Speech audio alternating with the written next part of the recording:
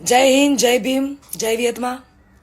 હું લોકગાયક કાજલ મહેરિયા. ઘણા સમયથી ચર્ચાનો મુદ્દો જે વાત મારા પારિવારિક હતી, ઘરની વાત હતી, એટલે ઘરમાં જ રહે એવી ભાવનાથી તમારી સમક્ષ ક્યારે રજૂઆત નથી કરી. પરંતુ આજે હદનો છેડો પાર થઈ ગયો હોય એવું મને લાગે છે. આજે વિડીયોના માધ્યમથી જણાવું છું કે ગત તારીખ 10/10/2025ના રોજ મેં મારી મરજીથી અને પૂરી સ્વભાન અવસ્થામાં ભારતીય સંવિધાનના નિયમો અનુસાર ભારતના સ્વતંત્ર નાગરિકતાના નિયમ મુજબ પુખ્ત વયે મેં મારી મરજીથી અલ્પેશ જોડે લગ્ન કર્યા છે. ના કોઈ ધાકધમકી કે ના કોઈ દબાણથી કર્યા છે. અલ્પેશ અને મારું પોતાનું રિલેશન છેલ્લા 1.5 વર્ષથી હતું.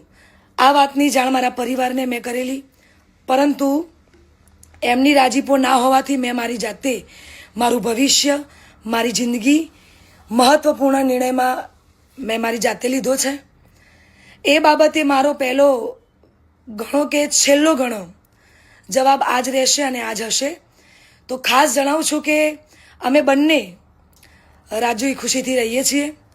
હું મારી આ પર્સનલ વાતમાં ના કોઈ સમાજને કે ના કોઈ વડીલોને ગેરમાર્ગે દોરવા નથી માંગતી.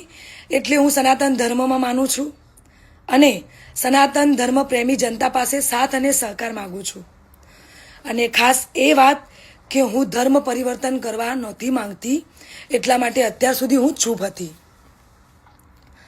આ નિર્ણય પર અડગ રહી છું એનું કારણ કે હું સનાતની છું અને મારા પરિવાર દ્વારા અલ્પેશ અને મારા પર જે આક્ષેપો નાખવામાં આવ્યા છે, અલગ અલગ ધમકીઓ, મારી નાખવાની, ઉપાડી દેવાની, આ બધી ધમકીને અને ખાસ કે મારા સાસરે એટલે કે શેરથા જઈને જેમ તેમ બોલી અને ધમકીને આપી બધી વાહિયાત વાતોથી કંટાળીને તમને બધાને વિડીયો દ્વારા જણાવું છું. અને આજ પછી આવી કોઈ પણ ફાલતુ વાતોનો મારે જવાબ આપવો પડે એવું હું જરૂરી નથી માનતી. તો પ્લીઝ, આજ સુધી મેં લોકોનું અને મારા પરિવારનું જ વિચાર્યું છે, પણ હવે હું મારું વિચારીશ.